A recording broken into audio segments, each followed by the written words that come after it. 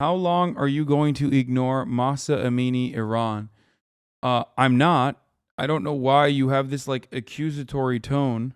Like, do people think I have like a stake in this? Like I have a dog in this or something? Every single person that has brought this up so far in the chat has done it to in the weirdest way possible, where they're like, dude, like you think Iranian people rising up against police brutality as a consequence of the morality police is going to not be up my alley? Like what do you mean? Like, you think I'm weirdly in support of like Iranian police brutality? Is that the implication? I'm not pro or anti hijab. I'm pro freedom. If you want to choose to wear the hijab, you should be able to do so without the government telling you can't, especially in Western nations. And if you don't want to wear it in a country where it is literally something you have to do, then I'm pro not wearing it if you don't want to. That's crazy. But people have been freaking out about it. I only know brief details. I'm not entirely familiar, partially because, the platform that I've been on and love and have built my community on has been on fucking fire for like the past week. So, it's kind of been a thing. I know that this is probably going to be a controversial person to cover the story on, but I'm going to look at what she has to say anyway. My normal fun fact videos today, but I've gotten a lot of comments and DMs in the past 24 hours asking me to talk about this, and I feel like it's a situation that needs to be addressed. So, Iran's morality police recently picked up a 22-year-old woman off the streets for violating their compulsory veiling laws, aka the hijab laws. Her name is Mahsa Amini, and agents told her brother, who they took her away from, that she would be released in an hour after taking a hijab class to be convinced and educated, but that didn't happen. Her family found her in the hospital, in a coma, pronounced brain dead. Police beat this woman to death over a dress code. These morality police are known to harass women, okay? Slapping them, beating them with batons, dragging them by their hair, forcing them into vans, and then running over family members who try to fight and get their loved ones back. A lot of... Okay, here it is. Why Iranian women are burning their hijabs after the death of Mahsa Amini. Iranian women are burning their hijabs and cutting their hair short in protest over the death of Mahsa Amini, a young woman who died after being arrested in Tehran by Iran's notorious morality police who enforce the country's rules on hijabs and other conservative Islamic modes of dress and behavior. Notice how this NPR article says conservative Islamic modes of dress and behavior. For those of you who think like the entirety of the Islamic world is on board with everything that like anyone has ever done, notice how the word conservative plays a role in here, because things like the morality police or people who are fundamentalist Islamists, these people are conservatives. They're like the white evangelical Protestants and the psychotic like Christian weirdos in America, but in a country where they have even more power and even more control.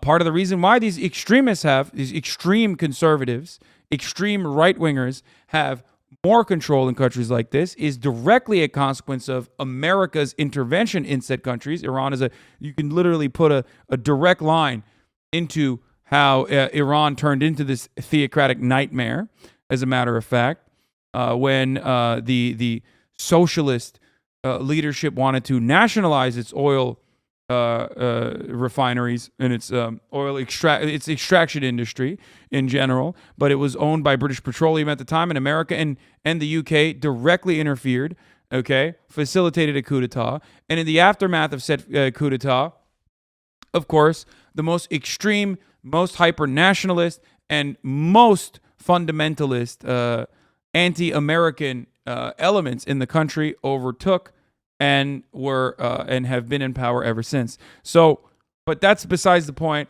okay? That's what happens when you kill all the socialists in a country, but that's besides the point.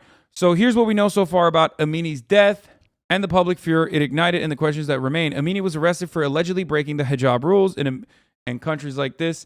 There are, morality police and hijab rules. I personally think it's completely and fundamentally unacceptable. I don't know why. Bro, you just call Christians psychotic? No, I said psychotic Christians, like hyper right-wing psycho Christians. Like, ones that are like, you can't have an abortion, like you should die if you have a stillborn thing inside of you, like you should just fucking die from internal bleeding. Like, I'm talking about those guys. Those guys are psychotic. Do you think that that's not a psychotic person? Not every Christian is like this, obviously. I've never had a catch-all monolithic understanding of how people consider religion to be. That's not just Catholics. That's ridiculous. As a matter of fact, it's mostly evangelical Protestants. White evangelical Protestants are significantly more anti-abortion than the broader Catholic religion, even though Catholics are pretty fucking anti-abortion as well. As a matter of fact, the most prominent Catholic voice in the country, Paul Weyrich, realized that white evangelical Christians, were significantly more racist than the Catholics themselves as a broader majority and could politically mobilize them. And that's precisely why we even have this like anti-abortion movement in the country to begin with. Learn your American history before you just fucking cast the blame on, Catholics or one group or another, okay? The Al-Qaeda boys are the white evangelical Protestant Christians. So, where were we? I am not an r/Reddit atheist who's like, I just hate all religion or whatever. I understand that it could be a tool for, guidance for some people. Everyone believes in dumb shit. A lot of people still believe in capitalism, so it doesn't even fucking matter. But also on top of that, we know the psycho-Christians we know there are psycho-Christians though. Aren't both extremes wrong? My friend, I'm going to say this to you one time. I knew you were going to do this. I am saying that the fundamentalist, extremist, right-wing Muslims are, of course, in the fucking wrong. But you, guided by whatever your precognitive biases were, literally are not hearing the words that are coming out of my mouth as I am covering this story. Why are you in here if you don't want to hear my feedback? If you're just going to fucking jerk yourself off about the preconceived notions that you had of me, then you don't have to be in here. The only reason why I would bring up Al-Qaeda or the psychotic fucking Christian evangelicals, as a matter of fact, is so that people in here in America understand that Islam, just like Christianity, is not fucking monolithic. Because I am talking to a Western audience. I am talking to English speakers primarily. And American speakers need to understand with examples from their own fucking backyard. That's why I'm doing it. Anyway, thank you for conceding, though. At least you didn't continue down the fucking brain rot, as I suspected you might. Amini was arrested for allegedly breaking hijab rules.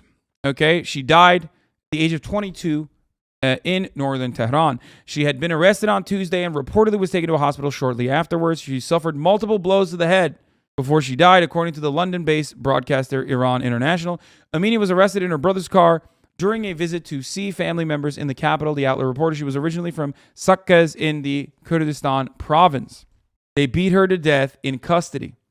Know anything about, police brutality? You understand that, this is a universal principle, okay? Made only worse by the authoritarian theocratic regime in Iran. Does not change the reality that, America's actions against Iran are completely and wholeheartedly, utterly unacceptable. Denuclearization agreements should have been followed through on. Iran does not deserve the sanctions because those sorts of sanctions are just collective punishment, which is otherwise a war crime, but not when America does it. Those people that are suffering are doubly suffering as a consequence of our actions in the international stage. However, that's not the main point here. Let's continue. Amini's family says officers beat her in the police van after her arrest, citing eyewitnesses who supported the claim. Police are, of course, rejecting the allegations. Like I said, if you know anything about police brutality, you already know. We investigated ourselves and decided that there was no wrongdoing, saying Amini died after being taken to a hospital because she had a heart attack. Even then, it would still be your fault if you are the one who beat her so hard that she would have had a heart attack.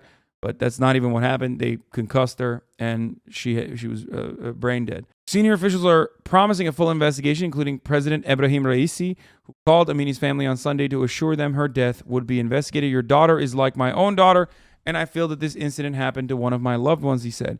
Iran's Chief Justice Mohseni Ejei has also promised a full investigation. The United Nations called for an impartial inquiry into Amini's death. Mahsa Amini's tragic death and allegations of torture and ill treatment must be promptly, impartially, and effectively investigated by an independent, competent authority that ensures, in particular, that her family has access to justice and truth. A lot of posturing from the Western world here.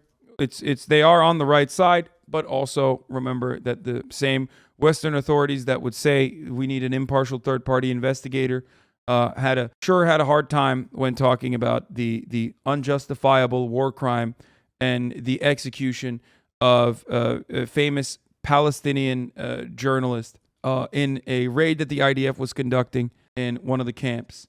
So, great clip of your position on religion. Okay, liberation theology is an example of good religion. And the justification for slavery, also found within Christian doctrine, is an example of bad religion. Okay, it's just a tool. But some of you guys are incredibly sheltered and refuse to recognize that, like, a big chunk of the fucking planet still have these ideas, and they're not as inherently hostile towards them as you are. And if you want to build like an internationalist perspective, an internationalist movement, or if you want to be more understanding of others and empathize with the way that they've grown up, you have to also allow them to believe that you don't believe in. As long as they are not hurting solidarity, as long as they're not using their religious beliefs to personally turn around and abuse marginalized people further. There you go. A photo of Amini lying comatose in a hospital is the heart of the rallying cry for Iranians who want more freedoms and rights for women. Yes, the story I was referencing with respect to the occupying force was the Abu Akleh story. The Abu Akleh family has submitted a formal complaint calling on the international community to investigate the murder of Shireen Abu Akleh. Remember the Israeli propaganda immediately coming after, saying that her death was not in the hands of an Israeli sniper who purposely, knowing full well that she was a journalist, as was indicated by her gear at the time, shot and killed her through her helmet, shooting her directly in the neck. The government has pointed to its own images to prove Amini wasn't beaten in custody. Shortly after her death, Iranian police released surveillance camera footage part of her arrest. Video shows the woman suddenly collapsing on a chair while she was talking by a female police in the police station. After they beat her. This is Iran's George Floyd moment. British Iranian actor Omid Djalili said in a video posted online, drawing a parallel between demonstrators who want the change in Iran and Americans who call for police reforms after Floyd's death in custody. There's social media movement around it as well.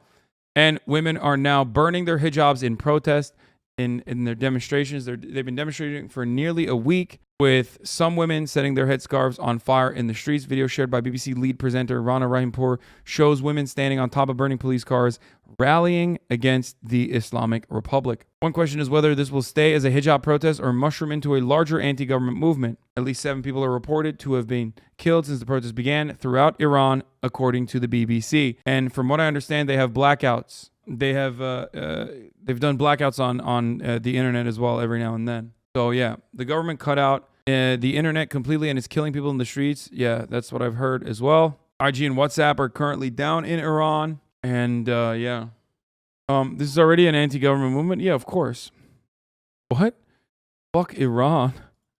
Keep in mind that this is National Pentagon Radio. It doesn't matter. Yes, I'm sure that the American State Department will use any opportunity it can to destabilize Iran as best as they can. But ultimately, this is, once again, a legitimate movement of people who are not happy with a insanely oppressive regime that is authoritarian and fundamentalist, right-wing religious. In 2019, an Iranian woman named Sahar Kodayari was dressed up as a man to sneak into the stadium and watch a men's soccer match. When the 29-year-old was arrested by the police, she learned she could spend 6 months in jail, and Kodayari set herself on fire in protest and died.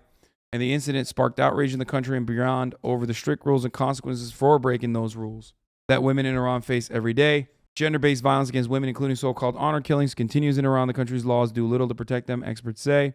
In a tweet in response to Amini's death, Robert Malley, the U.S. Special Envoy for Iran, called on the country to increase protections for women from the country that is, allowing millions of women to no longer have access to abortion, which can end up in a deadly way for them, whether because they got a back alley abortion or because they, had a pregnancy complication and could no longer get the adequate medical treatment.